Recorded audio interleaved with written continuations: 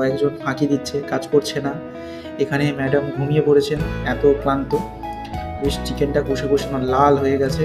Sukanya chicken দিল, এখানে অন্বেষা দাঁড়িয়ে আছে মশলা নিয়ে, মশলা ফুটছে। সেই মশলাটা সেইখানে চিকেন কষতে করতে সেখান থেকে হিমেল ঝেড়ে একটা খেয়ে নিল। আর সমীরণও এসেছে ভাগ বসাতে। আর তখন পাঁপড় ভাজছে সুকন্যা, আর নবীনাও আছে এখানে। তখন বেশ একদম মজা, সে খেয়েই যাচ্ছে। কি মজা! এ দুজনে মিলে বেশ এক পিস নিয়ে সাইড হয়ে গেছে, ভিডিও করতে দেবে না বলেছিল।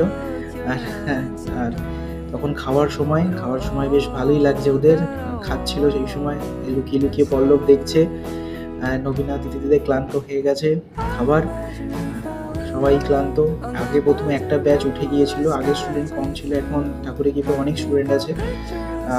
তারা সবাই বসে আছে, বসে খাওয়া দাওয়া করছে।